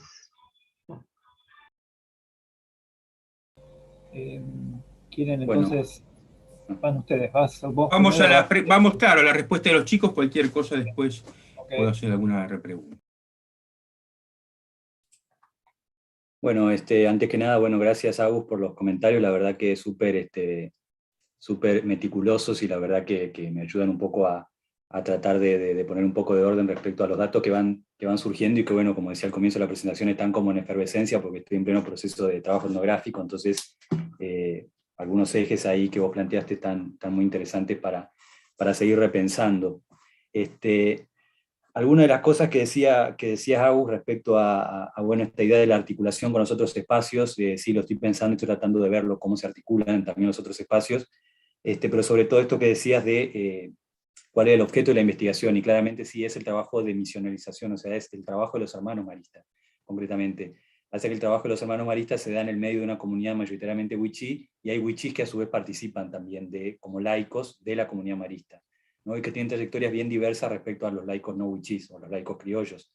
Entonces, a la vez en la escuela hay muchos docentes que son wichís, pero que a la vez no son parte de la comunidad marista o no se consideran miembros de la comunidad, es decir, hay docentes que dan clase en la escuela y que participan también de las actividades de la comunidad, y hay otros docentes que no se consideran parte de la comunidad. Entonces hay toda una complejidad respecto a los actores y los roles que tienen que es bien diverso, pero sí, el objetivo central es ver qué hacen los hermanos maristas, cuál es su trabajo y cuál es el objetivo respecto a su proceso de misionalización, que no está pensado desde una evangelización. Ahí respondo un poco y después voy a responder de vuelta a la segunda pregunta respecto al cambio de paradigma. Es decir, no hay una idea de la transmisión del catolicismo ni del sostenimiento, sino que lo religioso pasa por una motivación personal que tienen los hermanos, una convicción profundamente religiosa a partir de las enseñanzas de Champagnat, que es la del acompañamiento a la comunidad indígena, esta idea de la educación de los jóvenes, a partir de las necesidades y la demanda de la comunidad, pero que no está pensada como un proceso de evangelización propiamente dicho. Entonces, la catequesis es más bien parte un poco de esos procesos de tensiones con las autoridades eclesiásticas, con el obispado, que como es una escuela confesional, que es de administración marista, les exigen de alguna manera que den catecismo, entonces como decía, es como que hay una especie de puesta en escena de, bueno, hacemos catequesis, pero a la vez no es un objetivo central a tal punto que, como decía, en la escuela secundaria ya tienen espiritualidad indígena, que es una materia que está a cargo de un docente indígena y que está más pensado desde los paradigmas socioculturales de los wichís respecto a lo que ellos mismos llaman espiritualidad, que obviamente no es de alguna manera la religión ancestral y no lo que tiene que ver con el catolicismo o el evangelismo. La convivencia que se da con el anglicanismo es sumamente interesante porque hay miembros de la iglesia que van que van a misa, digamos, y que también asisten a los cultos anglicanos, por ejemplo. Una mujer nos decía, bueno, yo cuando no puedo ir a misa voy con la pastora fulana de tal a leer la Biblia, esa pastora de tal es anglicana, y ella aprendió a leer la Biblia ahí, pero a la vez después graba el audio para el programa de radio de los hermanos maristas, leyendo el Evangelio en wichí. Entonces, las personas conciben que el evangelismo, el anglicanismo y el catolicismo son lo mismo, es lo que te dicen, son lo mismo, muy parecido. De hecho, en el origen histórico de ambas iglesias, por supuesto, hay un vínculo, ¿no?, en cómo surge el anglicanismo como una especie de rama del catolicismo, pero en términos de las prácticas sacramentales, las prácticas rituales, ellos la ven como exactamente iguales.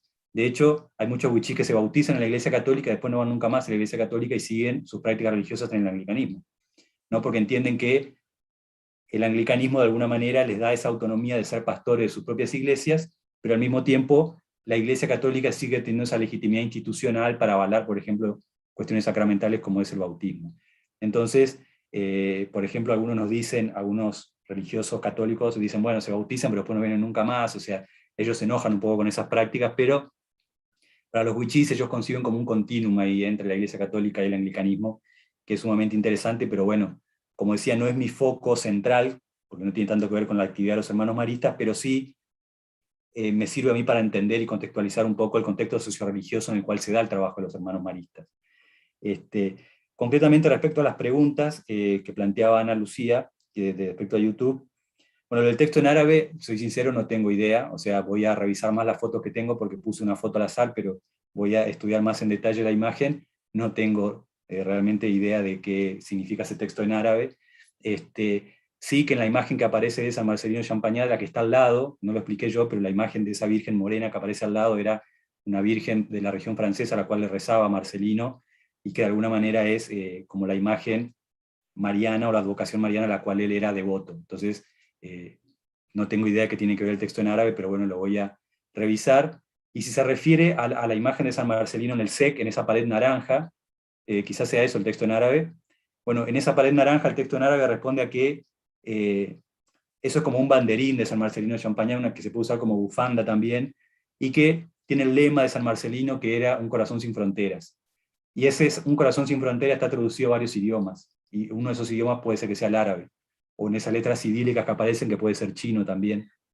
Creo que puede ser que tenga que ver con eso. Si se refiere a la imagen en la pared naranja, es eso, es que un corazón sin fronteras está traducido en ese banderín a distintos idiomas. Y respecto al cambio de paradigma, sí, los propios hermanos son sinceros respecto a eso, hay uno de los hermanos que es el que ha estado más tiempo y que ha participado de los dos paradigmas, que nos dice bien claro, si teníamos otra idea, teníamos otra mirada, esto que ahora tenemos de acompañamiento, de empoderamiento, de acompañar los procesos políticos de la comunidad wichí, no era así en un principio. De hecho, algunos wichís que participan de la comunidad marista hoy recuerdan cómo la escuela, que administraban también los mismos maristas, la escuela del pueblo, del centro del pueblo, los hacían poner mirando a la pared como en penitencia cuando hablaban wichí, porque wichí no había que hablar. Entonces, sin duda es un cambio de paradigma que se da dentro de la congregación, pero también no se da sin tensiones o no se da sin complejidades propias también de, como decía, también un contexto político de los años 90 asignado por las luchas indígenas. Entonces, el artículo en la Constitución que reconoce la preexistencia étnica se da también por la lucha de base de las comunidades indígenas. Y este cambio de paradigma también se da, obviamente, no solamente porque la congregación marista decide virar su ideología, sino porque también hay una lucha política propia de la comunidad wichí que empieza también a problematizar o exigir otras cosas, y también entonces la congregación se adapta de alguna manera a eso, entendiendo también que ese paradigma civilizatorio no les iba a permitir tampoco una existencia más prolongada en el tiempo en la comunidad. Entonces, es un proceso complejo de alguna manera, y yo todavía lo estoy tratando de comprender, pero bueno, voy tirando puntas más o menos por ese lado. Te digo un detalle, lo que tenés es japonés, es katakana, y dice Marcelín, y probablemente sean en distintos idiomas que diga Marcelino, porque ahí me fijé y nada, eso. Sí, dice en distintos idiomas, sí, es una especie de bufanda o banderín que aparece ahí, que a veces la ponen en esos lugares, sobre todo cuando hay eventos así que congregan a la comunidad. Ay, Tenemos bueno, traducción de japonés. en función de lo que acaba de mencionar también Agus y la persona que te había hecho la pregunta, que es Fabiana Martínez, escribió ahora en el YouTube que la palabra esa se pronuncia, perdón, como lo decía, como marisala, así que tiene también una fonética que por ahí se asocia a lo que estaba contando de Marcelino, así que bueno, eso para sumar lo que es en función de lo que comentaron para activamente en el canal de YouTube. Sí, porque en japonés es Maruserin, dice.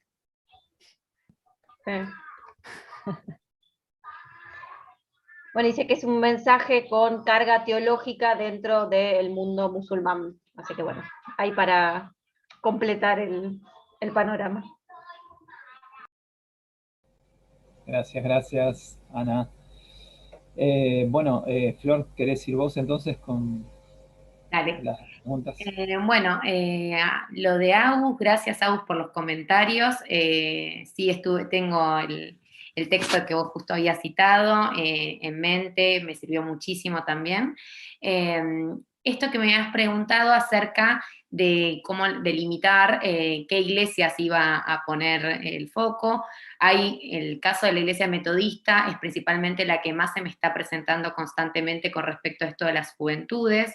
Esto es un poco también respondiéndole a Alejandro acerca de a quién había pensado, un poco, bueno, es pensar en este caso en las iglesias, la iglesia metodista durante esta época, también un poco este giro con respecto a los jóvenes, tiene que ver con estas limitaciones un poco, que ahora hablando un poco de lo que me dijo Alejandro, con estas limitaciones, obviamente como base de historia ya sabía o estaba consciente que era muy difícil metodológicamente lo que estaba planteando. De hecho, cuando me adentré en diferentes archivos que sí pude tener acceso, gracias también a Gus por el tip de lo de las revistas que me tiraste, voy a ahondar por ahí.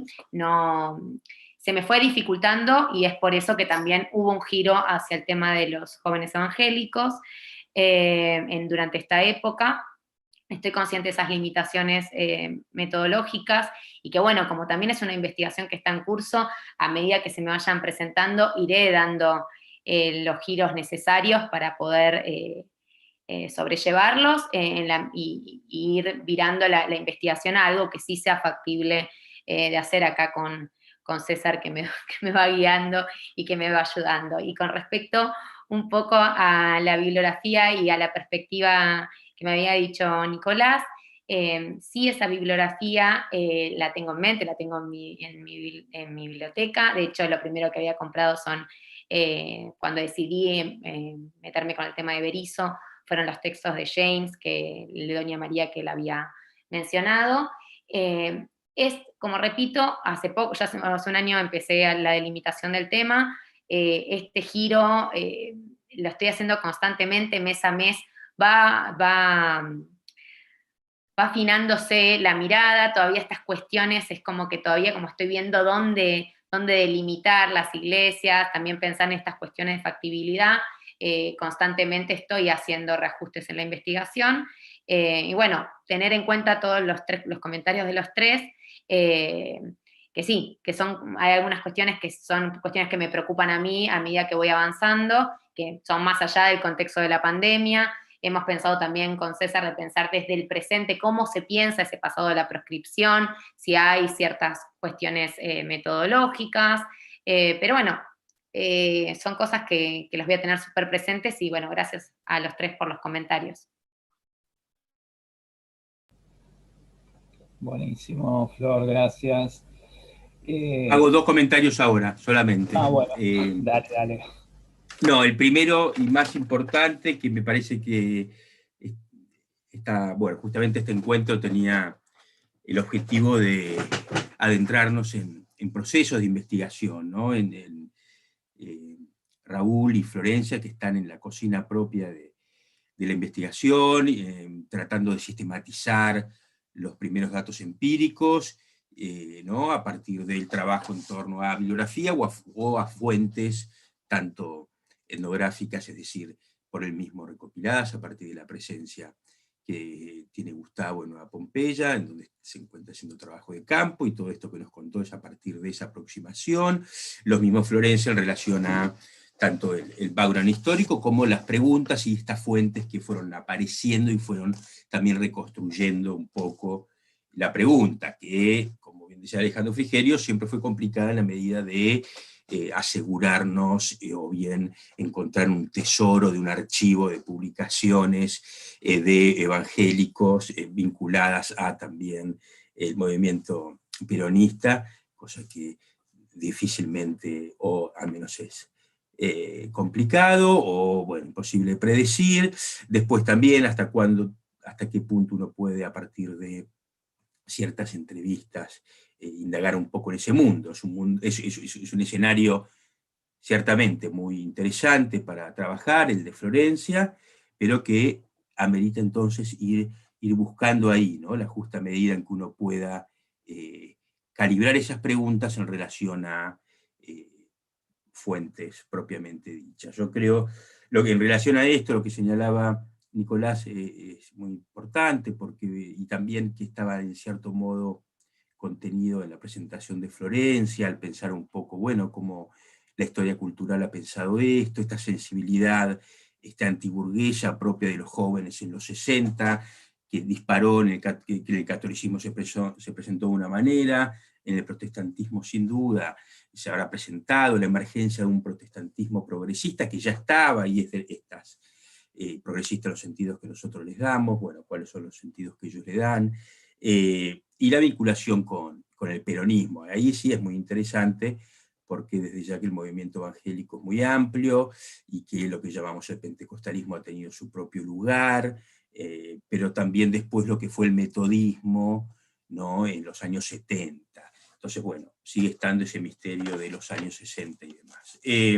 No, de lo de Raúl, también felicitar esto por cómo ir armando estas preguntas de investigación a partir de esta presencia tuya allá, y cómo encontrar entonces este modo de estudiar, ¿no?, y arrojar también nueva luz sobre procesos misioneros, procesos de trabajo social en torno a comunidades indígenas en el Chaco, y cuál es el lugar que ocupa en este caso el proyecto de los hermanos maristas, ¿no? A mí me interesaría, no, después por supuesto seguiremos por otros canales conversando con ambos, pero creo que es muy interesante lo que señalabas también en relación a esta narrativa que los propios maristas están construyendo como sucesores, herederos o reconstructores del proyecto de Guillermina Hagel, y ahí también ver un poco cómo se da ese discurso, porque el proyecto de Guillermina Hagel, que fue histórico, terminó por las acusaciones desde ya de que ella era montonera y que tuvo que exiliarse y demás. Entonces, bueno, cómo se dan esas relecturas, ¿no? Hasta qué punto uno toma esa herencia, ¿no? Sin dudar, por todos los que han trabajado en Nueva Pompeya, que es una de las figuras en la memoria más importante que hay en ese contexto, ¿no? El trabajo realizado por esta monja, tanto, bueno, como el de los franciscanos. Bueno, ¿alguna pregunta más? ¿Algún comentario más? Sí, yo quisiera, si nadie tiene otra pregunta, quizá comentar un par de cositas de los trabajos. Nada, agradecerles nuevamente por haberse animado a presentar esto, que como decíamos al comienzo, digamos, es todavía un caldo de cultivo donde están surgiendo un montón de preguntas y con ellas un montón de problemáticas de distinta naturaleza, lo cual es absolutamente normal cuando uno está encarando una investigación de este tipo, de esta naturaleza. En el caso de Raúl, digamos, bueno, obviamente las dos me parecieron súper interesantes. Quizá, no sé, o sea, yo escuchaba a Raúl y pensaba un poquito, quizá para el futuro, ¿no? No obviamente para hacerlo ahora, pero me interesó mucho esto que vos planteabas acerca del paradigma del acompañamiento y del empoderamiento, ¿no? O sea, ahí quizá estaría bueno hilar un poco en la genealogía de esa transformación paradigmática que vos viste, en ese giro que advertiste, digamos, en la práctica misional, que tiene mucho que ver un poco con los cambios que se dieron, ¿no?, dentro del catolicismo, ya desde fines de los 60 y en adelante, en los distintos, sobre todo en América Latina, en los distintos encuentros del CELAM, ¿no?, del Consejo Episcopal Latinoamericano, partiendo, digamos, de Río de Janeiro, pero sobre todo Medellín y después Puebla, que yo diría que estos dos últimos, Medellín y Puebla, fueron los dos encuentros episcopales más importantes en donde se planteó la participación del catolicismo en sectores populares. Buena parte, digamos, de lo que nosotros conocemos por el movimiento del Tercer Mundo se nutre, digamos, de las discusiones que surgieron ahí, en el encuentro de San Miguel, acá en Argentina, pero sobre todo para la región latinoamericana, yo diría que Medellín y Puebla fueron como dos eventos reflexivos del campo católico, autorreflexivos respecto, bueno, ¿qué tiene que hacer la Iglesia para los pobres? Y dentro de esa problematización también hay un capítulo especial dedicado a las poblaciones originales. ¿Qué debía hacer el catolicismo con las poblaciones originales? Obviamente todo esto disparado por los cambios que inició el Concilio Vaticano II a mediados de los 60. Entonces quizá estaría bueno, ¿no? Repasar un poco esa genealogía para comprender el presente de esta congregación de marista que vos estás trabajando, cuyo paradigma de empoderamiento y de acompañamiento no es ajeno a lo mismo que practicaron y que practican otras congregaciones y fraternidades que trabajan en entornos sociológicos análogos, ¿no? Entonces, ojo con eso, ¿no? O sea, digo, estaría bueno para que vos abras el horizonte y trates de ver un poco y de acercarte a esta práctica concreta de misión, teniendo en cuenta, digamos, lo que también se está haciendo en otros espacios congregacionales del paisaje católico en nuestro país y probablemente en el resto de América Latina. Después, para Florencia, los dos tuve el enorme placer de tenerlos en el taller de tesis 2 acá en la maestría, y recuerdo que también con Florencia uno de los temas que conversamos habitualmente que nos tocaba era justamente la cuestión del problema de las fuentes, ¿no? El acceso a la posibilidad de justamente esto que te preguntaba Alejandro Frigerio, ¿no? Que es, pero ¿verdaderamente tendré la posibilidad de conversar con gente que haya sido protagonista de esos eventos? Bueno, digamos, es complicado desde lo metodológico, pero yo no creo que sea imposible resolverlo. Ahí, como bien dice César, quizás será importante de tu parte estar monitoreando permanentemente o desplegar vos misma una atención flotante metodológica respecto a, bueno, qué fuentes puedo ir utilizando, cuáles no, cómo puedo ir reformulando mis preguntas en función de lo que el material que yo dispongo o al que puedo acceder me puede llegar a responder las preguntas que yo me estoy formulando. Y en todo caso, si sí o si no, tener ahí la capacidad o la competencia para ir readaptándolas en funciones de lo que yo puedo ir conociendo. O sea, quizá no siempre es tanto lo que yo quiero conocer que aquello que las posibilidades reales o los parámetros me permiten conocer. Entonces, bueno, ahí hay que ir midiéndolo de a poco. Lo que te preguntó, por otro lado, Nicolás, es absolutamente interesante, sumamente interesante, podríamos plantear la posibilidad de dialogar vos misma, ya no desde el clivaje de lo político en relación a lo evangélico, sino en relación al clivaje cultural y lo evangélico. Lo cual me parece que abre de manera muy original y muy provisoria también otro espectro de problematización. Por la sencilla razón de que los trabajos que nosotros tenemos en nuestro campo respecto de la relación entre religión y cultura, ¿no? Son todavía escasos, son pobres, digamos, no es un espectro que sea abierto como debería abrirse. Entonces ahí también hay como toda una especie de vía muy fértil que yo creo que vos podés llegar a recorrer, aún quizá que cueste cierta relativización del clivaje político. Es decir, de nuevo, esta tensión flotante, ¿no?, a los parámetros, a las posibilidades estructurales que las fuentes me permiten para conocer y cómo yo balanceo eso con las preguntas de investigación. Quizá ver también lo político en relación a la cultura, ¿no? O cómo se fueron desarrollando esas vinculaciones entre el ser evangélico en ese periodo y cómo fue eso dialogando con la cultura de época, de fines de los 60, los 50 y aún los 70. Yo creo que ampliando el espectro, y obviamente atendiendo, esto no quiere decir que vayas a dejar la relación con el peronismo de lado, ¿no? En absoluto, sino quizá abriendo el paraguas en función de lo que ahora momentáneamente a vos tu posibilidad de llegar a acceder a fuentes de época te permita realizar, y más concretamente te permite preguntar, ¿no? Entonces, no es una renuncia, sino en todo caso una apertura a posibilidades nuevas y distintas. Así que bueno, nada, dicho eso, si no hay preguntas de más nadie, ni comentarios de más nadie, le paso, no sé, César, si vos querés decir algo para el cierre, yo les agradezco a todos la participación, a quienes están en el Zoom y a quienes están fuera de él. La verdad que tener estos eventos de manera regular, como fue posible gracias a la participación, gracias a las iniciativas acá de César Seriani, Alejandro Frigerio, Pablo Ray y el resto de la gente que componen las redes de las cuales formamos parte, hicieron posible. Así que bueno, nada, celebrar este encuentro y nada, y prometernos a nosotros mismos la posibilidad realizar otros parecidos en el futuro cercano.